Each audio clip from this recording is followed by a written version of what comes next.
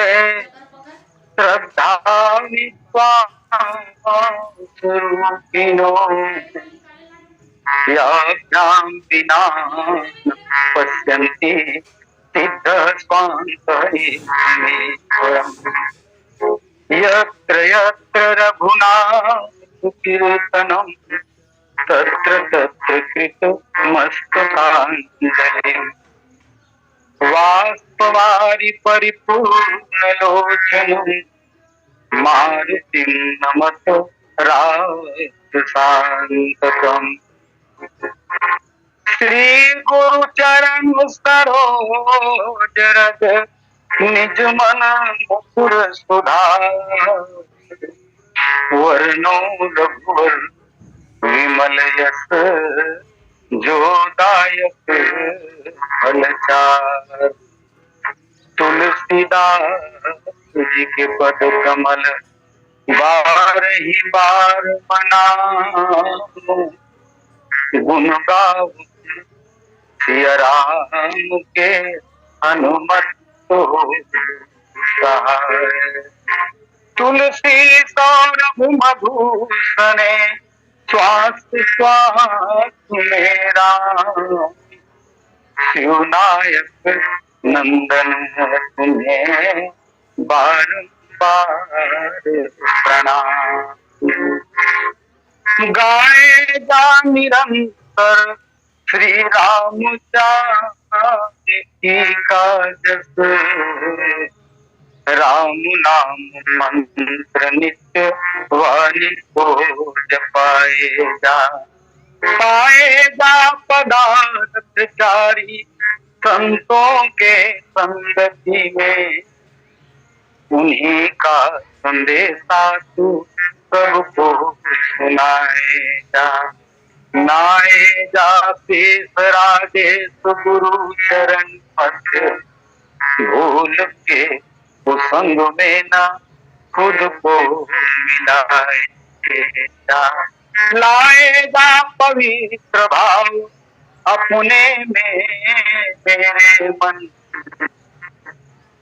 तुलसी के मानस में डुबकी लगाएगा तुलसी के मानस में डुबकी लगाएगा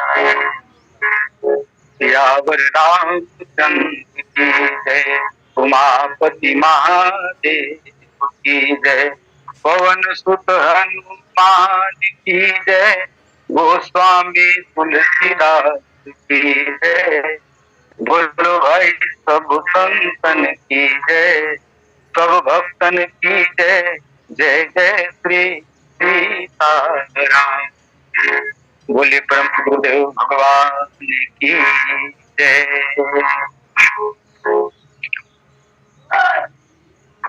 श्री राम कथा सत्संग ऑनलाइन के पटल पर संलग्न वंदनीय विद्वजन परम आदरणीय भगवत चरण कमलरागी बंधुओं श्रद्धामय मात्र शक्ति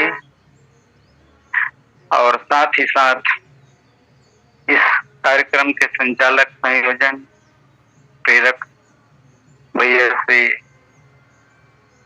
पटेल जी को सादर साधुवाद आप सबों के श्री चरणों में सादर शीश नमन। भगवान की महती अनुकंपा होती है तभी संत सानिध्य मिलता है या भगवान की चारु चरित्र का गायन श्रवण करने का यह अवसर प्राप्त होता है। तो आइए आप हम सब कुछ समय श्री रामचरित मानस के प्रथम सोपान बालकांड जहाँ कवि कुलभूषण भक्त शिरोमणि पूज्यपाद गोस्वामी तुलसीदास महाराज के राम कथा लिखना चाहते हैं, राम कथा लिखते हैं तो वे मुनि महात्माओं के मार्ग का अनुसरण करते हैं और मार्ग का अनुसरण करते हैं माने कोई मार्ग बना दे तो चलने वाले को सुविधा होती है और ऐसे ही एक सुंदर भाव कहते हैं अति अपार सरित बर जौनि पुते तू करा चढ़ी पिपीलिका परम लघु बिनु श्रम पाहि जाय। अति अपार जो सरित भर जो नित सेतु कराहि। बहुत अपार समुद्र है, उसमें कोई राजा के माध्यम से पुल का निर्माण हो जाए, सेतु का निर्माण हो जाए, तो छोटे से शरीरधारी चढ़ी पिपीलिका परम लघु बिनु श्रम पार ही जाए। सहज ही अनायास वो एक किनारे से दूसरे किनारे जा सकता है। और ऐसे सेतु की चर्चा तो स्वामी तुलसीदास महाराज जी लिखते हैं। ये सेतु क्या है? तो सेतु कहते हैं कि दो किनारों को जोड़ने वाला, सेतु माने पुल। और जैसे कोई नदी है, नदी को कोई पार करना चाहे तो तैराकी होगा तो तैर करके पार कर सकता है। कोई बहुत बड़े छलांग लगाने वाला हो तो छोटी सी नदी को छलांग लगा करके पार कर सकता है। माने पुरुषार्थी अपने पुरुषार्थ का प्रयोग करके कुछ हद तक तो वे लक्ष्य को प्राप्त कर सकते हैं, लेकिन समुद्र हो, अगाध समुद्र, उनको कैसे पार किया जाएगा? और तब गोस्वामी तुलसीदास महाराज जी कहते हैं, कोई साधक है, पुरुषार्थी है, वो तो अपने पुरुषार्थ के बल पर पार कर सकता है, लेकिन छोटे से शरीरधारी चींटी के लिए तो संभव नहीं है। लेकिन कोई पुल बन जाए, एक दोनों किनारे वाले, दोनों किनारों को जोड़ने के लिए एक सुंदर सा उपक्रम हो जाए, तो साधारण चींटी भी इस पार से उस पार जा सकती है। तो रामचरितमानस भी पुल माने जोड़ने का कार्य करने वाला। तो भगवान श्री राम के नाम से तो, भगवान के रूप से तो, भगवान के लीला से तो, भगवान के धाम से तो, भगवान के चरित्र से तो, जितने क्रियाकलाप हैं ये सब के सब सेतु है। और श्री रामचरितमानस भी सेतु है, समन्वय है, सबको समन्वय करते हैं। ऐसा नहीं कि आप ज्ञानी है तो आप ज्ञानी के लिए कुछ नहीं मिलेगा, नहीं नहीं, आप योगी हैं, आप ज्ञानी हैं, आप कर्मकांडी हैं, आपके जीवन में कुछ नहीं है, शरणागति को स्वीकार करते हैं तो सब कुछ रामचरितमानस में समाहित है। बस ये सब कहने की बातें हैं, यहाँ तक है, वहां तक है, जिसकी नजर जहां तक है उसका असर वहां तक है। जितनी गहराइयों पर हम बैठते जाएंगे, उतरते जाएंगे, उनका भाव तो पहले जैसे क माने कबूतर, क माने जल, क माने फिर बाद में ब्रह्म होता है, तो अपनी अपनी अवस्था की बात होती है। तो गोस्वामी तुलसीदास महाराज जी कहते हैं कि इस संसार सागर को पार करने का ये सुंदर सा उत्तम ही है। भगवान के ये नाम से, नाथ नाम तो सेतु नर चढ़ी सागर तरी।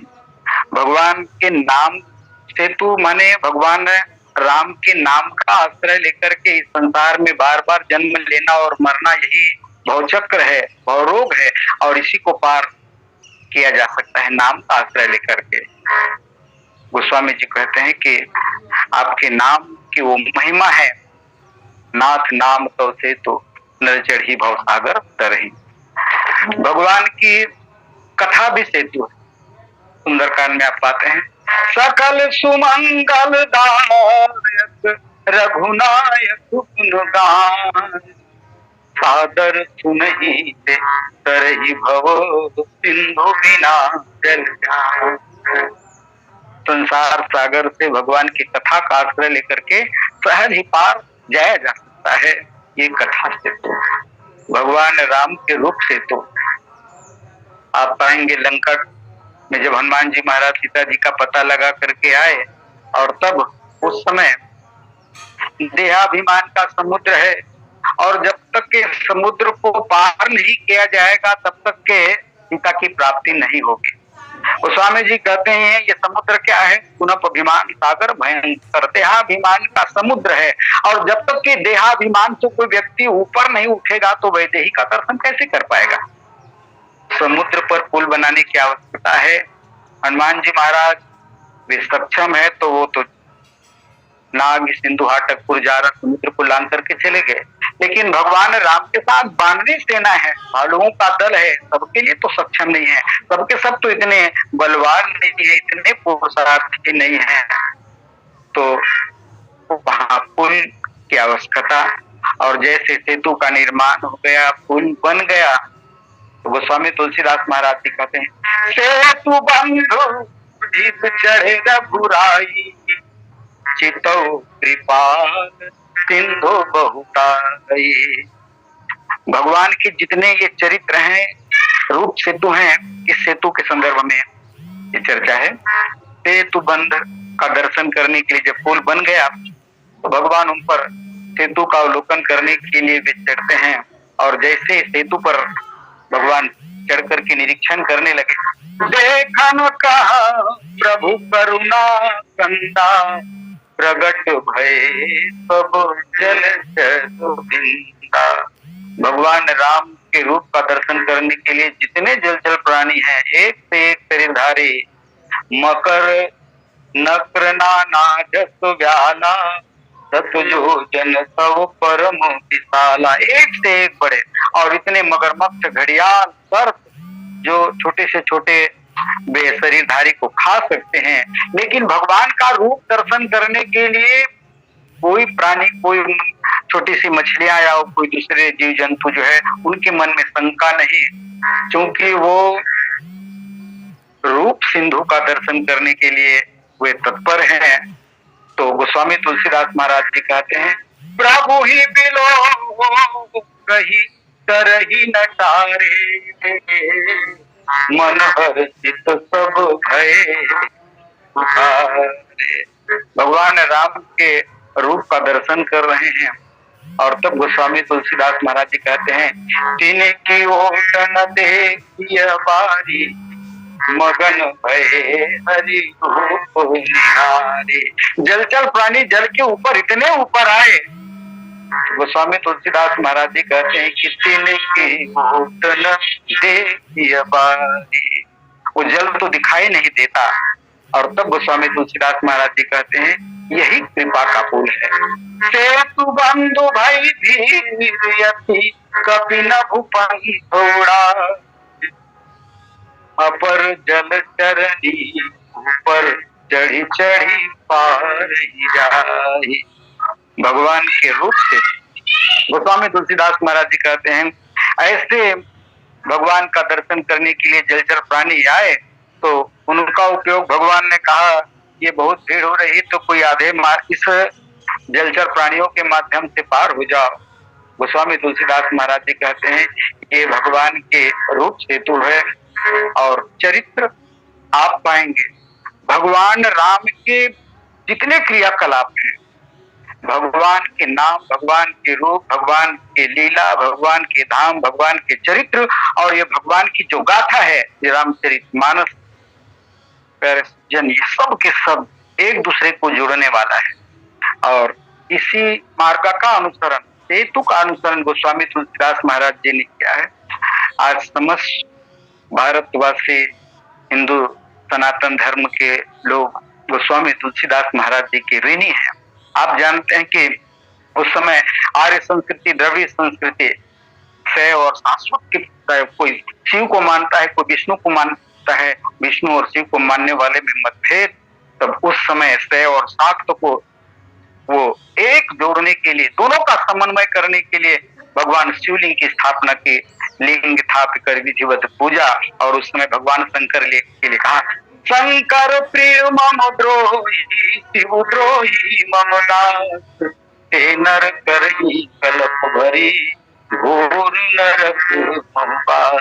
भगवान शिवलिंग की स्थापना करने के बाद वे शैव और वैष्णव सबको वे जोड़ देते हैं। और उत्तर भारत से दक्षिण भारत, आज दक्षिण भारत और उत्तर भारत, ये कश्मीर से कन्याकुमारी तक कहते हैं कि भारत एक है, तो इनमें इतनी दूरियां है, एक उत्तर में एक दक्षिण हो। तो शिवलिंग की स्थापना थी, जो गंगा जल आंधी चढ़ाए, गंगोत्री से गंगा जल लाना है और रामेश्वर में चढ़ाना है, माने उत्तर दक्षिण को जोड़ने का कार्य किया गया।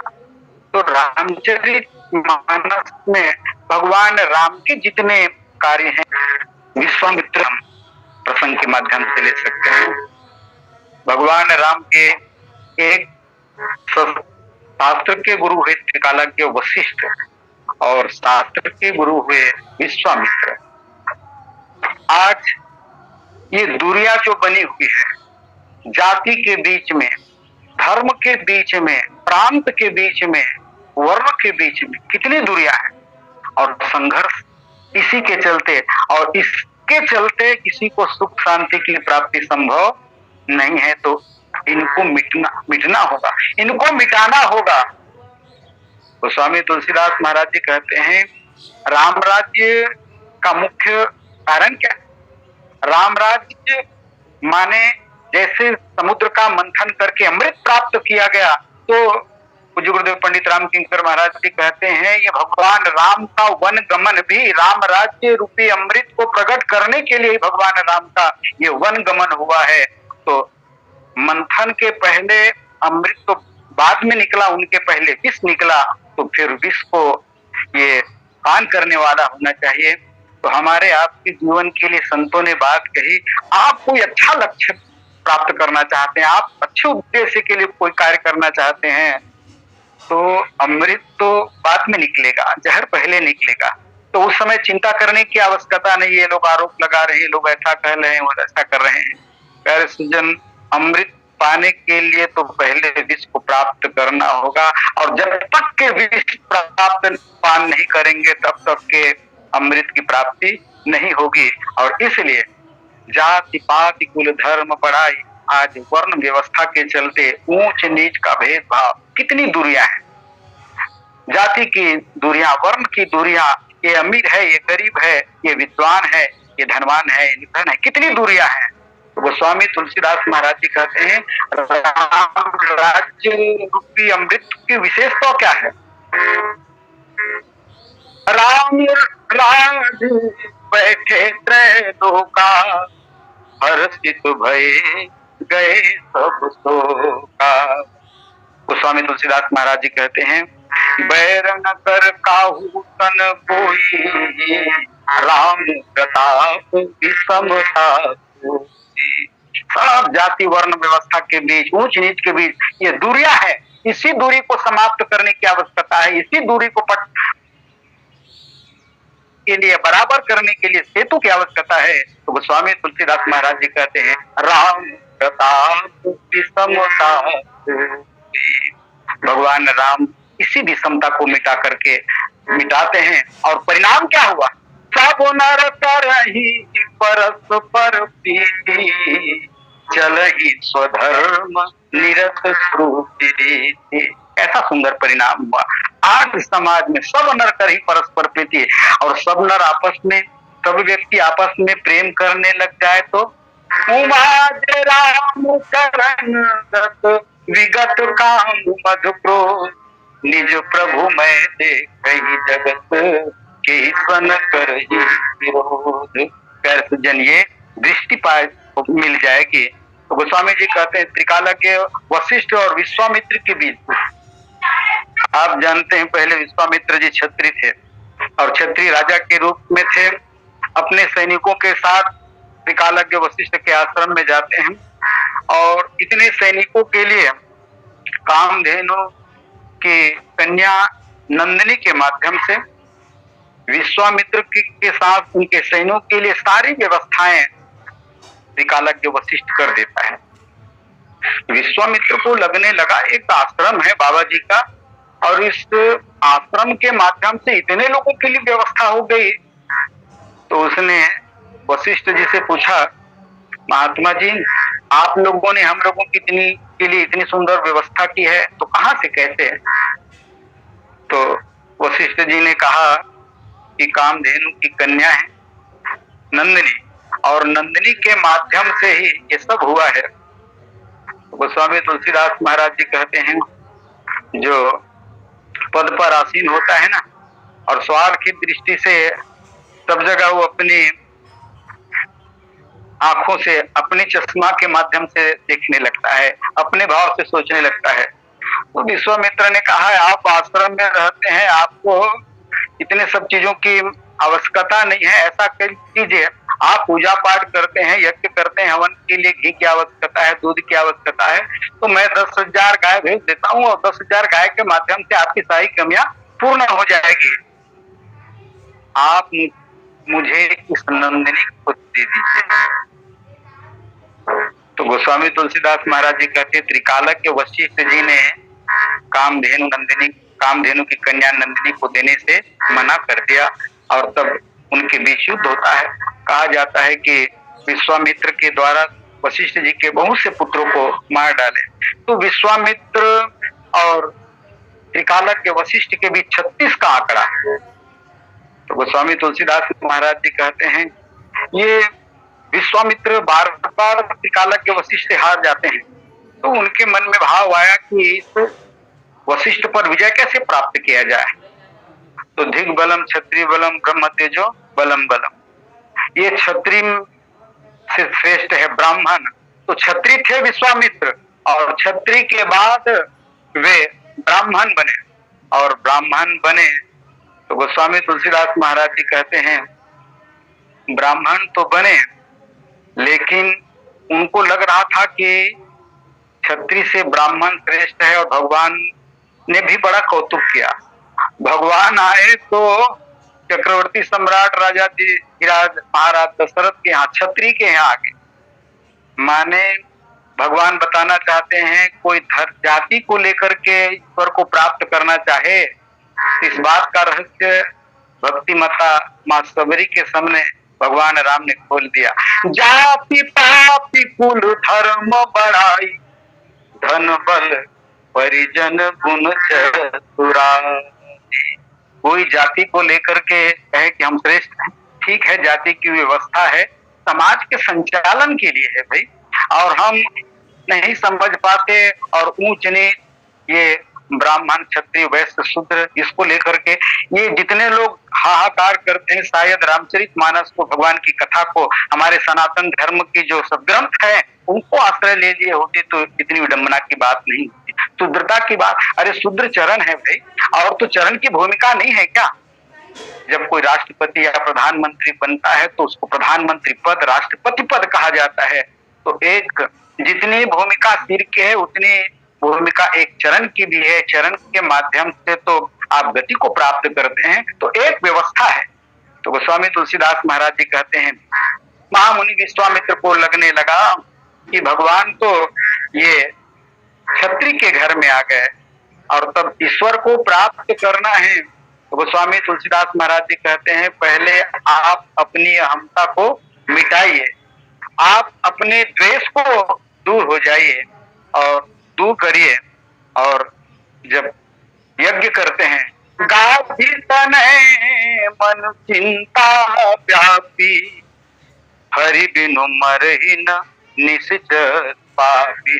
इतने पुरुषार्थी जो नए स्वर्ग के निर्माण करने में सक्षम है, नए स्वर्ग बना सकते हैं, और साथ ही साथ कहा जाता है कि गायत्री मंत्र के वे प्रदाता हैं। तो ऐसे विश्वामित्र के मन में भी हरि बिनु मरहि न निश्चर पापी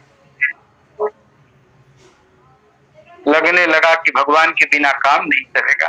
और तब वो भगवान को मांगने के लिए, राम और लक्ष्मण को मांगने के लिए राज दरबार पहुंचते हैं। तो उस समय गोस्वामी तुलसीदास महाराज जी बताना चाहते हैं, ये अनुज समेत देहु रघुनाथा निश्चर बधमय होप का था। उसने एक आने के कारण पूछा तो बताया गया। तो उस समय चक्रवर्ती सम्राट महाराज दशरथ ने कहा, महात्मा जी आप विचार करके नहीं मांगता है।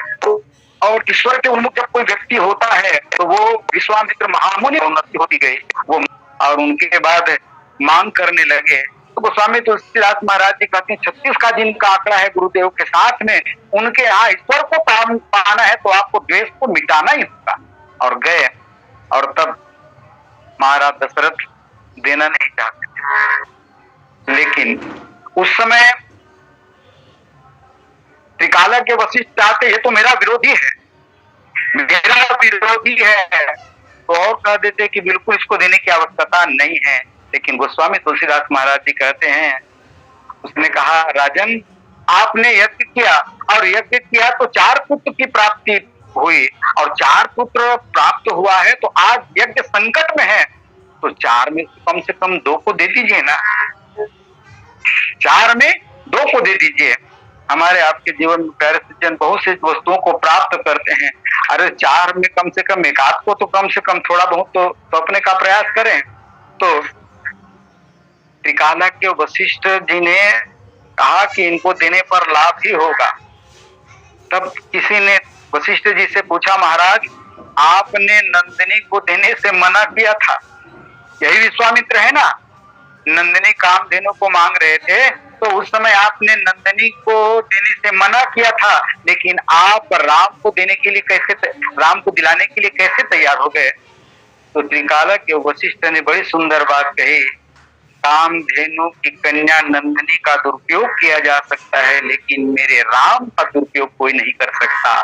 गोस्वामी तुलसीदास महाराज जी कहते हैं, ऐसे एक शास्त्र के गुरु और एक शस्त्र के गुरु दोनों के बीच में सुंदरता समन्वय कर देते हैं। और जानते हैं कि ये विश्वामित्र भगवान राम और लक्ष्मण को मांग करके ले गए तो कहने लगे चक्रवृद्धि ब्याज में 2 को दोगे तो 8 को पाओगे। और ऐसे वशिष्ठ और विश्वामित्र के बीच में वे समन्वय करते हैं। एक समन्वय की चर्चा और कर सकते हैं। गोस्वामी तुलसीदास महाराज जी कहते हैं, जब लंका नगरी से विभीषण जी आए महाराज, राम सत्य संकल्प प्रभु सभा काल बस कोई, मैं रघुबीर शरण अब जानते जन कोई। लंका के राज दरबार पर रावण के सामने मैं भगवान की शरण में जा रहा हूँ, खुली चुनौती देकर के विभीषण आया।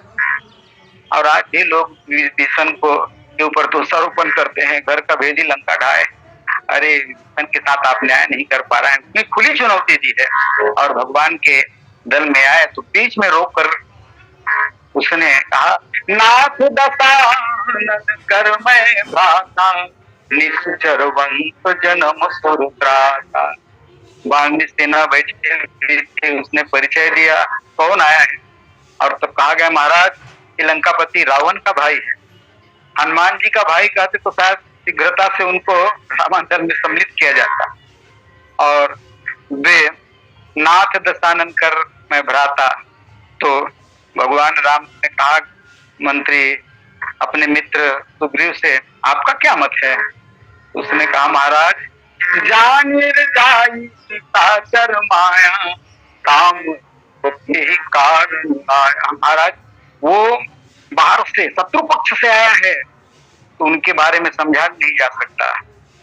बात बिल्कुल वर्तमान में राजनीतिक की दृष्टि से, भौतिक दृष्टि से या उथले दृष्टि से सोचे तो बिल्कुल ठीक कहना है सुग्रीव का। भाई अपने भाई को वो शत्रु दल में भेज रहा है, माने खुफिया का काम कोई न कोई वो भेदिया का काम के लिए भेज रहा है। विरोधी को वो तो या तो मृत्यु दंड दे देता या तो फिर वो जेल में कैदी बना करके रखता, उसको बाहर को जाने देता। लेकिन रावण की भी तो अपनी बुद्धि है ना, वो कहता है जब जब कोई सलाह देता है तो काम बिगड़ता है, तो सठ मिल जाई नहु कहनी, ये उसके पक्ष में जाएगा और उनको सब ये अपने नीति बताएगा, अपना विचार रखेगा तो उनका भी सर्वनाश हो जाएगा। तो विभीषण ने के संदर्भ में भगवान राम ने कहा कि वो तो लगता है कि निशाचर का भाई है और भेद लेने के लिए ही हमारे दल में आया हुआ है। तो भगवान राम ने कहते हैं कि वो जितने मंत्री थे ये सब मंत्री कोई उस पक्ष में नहीं थे, केवल हनुमान जी को छोड़ करके। तो उस समय भगवान ने कहा, सखा तुम सखनी तुम नीत विचारी, मम पन शरणागत भयहारी। मित्र आपने तो बड़ी राजनीति की सुंदर बात कही है, लेकिन मेरे साथ समस्या है। कौन सा? शरण में जो कोई आए, शरणागत कहूँ दे तजी निज अनुहित अनुमान, के नर पाव पापमय तिन्हि बिलोकत हारी। क्या बताऊं मित्र, मेरे साथ समस्या है, शरण में जो कोई भी आए तो उसने कहा कि कोटि विप्रबध लागे जाओ, आए शरण तजो नहीं ताहू।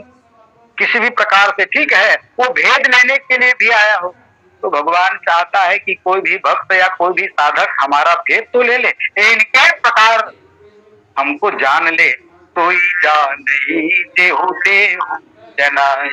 भगवान ने कहा हम भेद बताने के लिए तो निर्गुण निराकार से सगुण साकार में आए। ये राक्षस राज रावण के द्वारा भेजा हुआ ये दूत होगा, भेद लेने के लिए भेजा होगा, तो भी कोई चिंता करने की बात नहीं है मित्र। जगु महु खान साचर के लक्ष्मण नहीं महते। अरे संसार के जितने राक्षस हैं डरने की कोई बात नहीं है, लक्ष्मण है नहीं निमिष महते थे। थोड़े ही समय में सारे निशाचरों का विनाश लक्ष्मण अनुज कर सकते हैं, तो कोई चिंता की बात नहीं है उनको आने दो। और विभीषण को लाया गया और सुंदर उनको सत्कार किया गया और प्रधानमंत्री का पद दे दिए। गोस्वामी तुलसीदास महाराज जी कहते हैं ये भाव जब समुद्र के किनारे जब पुल बांधने की या समुद्र को पार करने की बात आई तो उस समय कहने लगे कि मित्र इस समुद्र को कैसे पार किया जाए। तो उस समय लक्ष्मण और विभीषण के बीच में दूरी हो गई। लक्ष्मण जी वैदेही के बेटे हैं, उसने कहा महाराज उठाइए धनुष बाण और सुखा डालिए। और देह नगर से आए हैं विभीषण जी महाराज, तो उसने कहा प्रभु तुम्हारो कुल गुण जलधि कहीं उपाय विचारी। महाराज ये आपके वंशज है ना, आपके वंशजों के द्वारा समुद्र का निर्माण हुआ है, तो ये वंशज है, आप उनसे प्रार्थना कीजिए और प्रार्थना करने के बाद जरूर न कोई उपाय मिलेगा ही। तो गोस्वामी तुलसीदास महाराज जी कहते हैं उस समय बड़ी समस्या थी भगवान राम के पास। लक्ष्मण जी ने कहा देव देव कर कहु देव कर कवन भरोसा। ये देवताओं की क्या, देवताओं से निवेदन करने पर देव का जाप करने से कोई काम बनने वाला नहीं है। क्यों? लक्ष्मण जी ने कहा कि सीता हरण के पहले देवताओं को कार्य सौंपे थे कि आप ये रक्षा करें, लेकिन देवताओं ने कोई काम नहीं किया, तो ऐसे देवताओं का स्मरण करने से कोई लाभ नहीं होगा महाराज। लेकिन गोस्वामी तुलसीदास महाराज जी कहते हैं विभीषण और लक्ष्मण के बीच में जो दूरियां हैं, एक वैदेही के बेटे हैं और एक देह नगर से आया है। भगवान के सामने समस्या, अरे सब कुछ परित्याग करके लंका से यहाँ मेरे शरण में आया है, तो शरणागति की बात को स्वीकार करूं कि जिसने जीवन भर 14 वर्ष के लिए सब कुछ परित्याग करके मेरे साथ आया है, तो भाई लक्ष्मण की बात को मान। तब गोस्वामी तुलसीदास महाराज जी कहते हैं दोनों के बीच समय है समन्वय। कैसे? 3 दिन तक विनय न मानस जलधि जड़ गए, 3 दिन बीते बोले राम को तब है बिन होई। सप्ताह के 7 दिन पहले विभीषण को महत्व दिया, विभीषण की बात को माना और विभीषण की बातों को मान करके भगवान अनशन करते हैं। और 3 दिन अनशन करने के बाद में भी जब कोई बदलाव नहीं आया तो भगवान ने कहा लक्ष्मण लाओ धनुष बाण, और लक्ष्मण की बातों को वे स्वीकार करते हैं। तो गोस्वामी तुलसीदास महाराज जी कहते हैं ये लक्ष्मण और विभीषण के बीच में जो भेद था, इस भेद को भगवान राम ने कैसे मिटाया। ये मेरे जो शरण में आया है रखी प्राण की नाई। भगवान राम ने कहा कि मेरे जो शरण में आया है उसको मैं प्राण की तरह रखूंगा। और इतना ये प्रेम लक्ष्मण जी का विभीषण के प्रति, लंका के रणांगन पर मेघनाथ के द्वारा जब ब्रह्मास्त्र चलाया गया, शक्तिबाण चलाया गया, तो गोस्वामी तुलसीदास महाराज जी कहते हैं ये शक्तिबाण लक्ष्मण के लिए नहीं बल्कि विभीषण के लिए था। इनके चलते ही सारा उपक्रम हुआ है। अपने चाचा ये विभीषण के लिए लगाया छोड़ा हुआ था, लेकिन गोस्वामी तुलसीदास महाराज जी कहते हैं जैसे विभीषण के सामने ये शक्तिबाण आया तो लक्ष्मण जी भीषण को पाछे मेल देते हैं और स्वयं वे शक्तिबान को स्वीकार कर लेते हैं। उनको बात आ गई। भगवान ने कहा था, रखिया प्राण की नाई, मेरे शरण में जो आया है तो मैं प्राण की तरह रखूंगा। तो लक्ष्मण जी ने सोचा है शक्तिबान लगा है, विभीषण के ऊपर प्रहार माने भगवान राम के प्राण के ऊपर प्रहार है, तो भगवान राम के ऊपर कोई प्रहार करे तो लक्ष्मण जी देख सकते हैं क्या, रुक सकते हैं क्या? इसलिए विभीषण महाराज जी को पाछे मिला और स्वयं शक्ति को स्वीकार कर लिया। इसीलिए तो कहा गया, घाव मेरे तीर रघुबीरे। लक्ष्मण को शक्तिबान लगा, कितनी पीड़ा हुई। शक्तिबान जरूर लगा था तो, लेकिन पीड़ा का अंदाज मुझे नहीं है, भगवान ही बता सकते हैं। तो प्यारे सज्जन, ऐसे जहां दो के बीच में, विभीषण और लक्ष्मण के बीच में ये जो दूरियां थी, इन दूरियों को भगवान राम ने सुंदर वे मिटा देते हैं। और ऐसे भगवान राम का जो चरित्र है, त्रिकालज्ञ वशिष्ठ के बीच और बंदरों के बीच में आप एक पाएंगे। रामचरितमानस में तो बहुत से सेतु की कथा है, तो सब जगह जोड़ने का ही कार्य। जब लंका विजय के पश्चात गए तो परिचय देने त्रिकालज्ञ वशिष्ठ के सामने वानरों का परिचय कराने लगे। ये हमारे गुरुदेव हैं, गुरु वशिष्ठ कुल पूज्य हमारे, इनकी कृपा धनुज रन मारे। मित्रों, ये हमारे त्रिकालज्ञ वशिष्ठ गुरुदेव हैं और इनकी कृपा से हमने विजय प्राप्त की है। बंदरों ने सोचा लड़े खपे हम, अरे लंका के रणांगण पर तो इस बाबा जी का दर्शन नहीं था और ये कहते हैं इनकी कृपा धनुज रन मारे। तो भगवान राम ने वशिष्ठ जी के सामने परिचय दिया वानरों का, ए सब सुनहु मुनि मेरे, भय समर सागर महादेरे।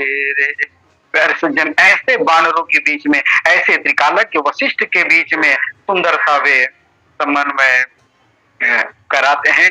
तो भगवान राम का चरित्र, भगवान नाम रूप लीलाधाम सबके सब सेतु है, जोड़ने वाला है। और हम भी राम कथा के माध्यम से इतने लोग जुड़े हुए हैं, तो ये तो सेतु का कार्य है। बोलिए सियावर रामचंद्र की जय। बोलिए सियावर रामचंद्र की जय।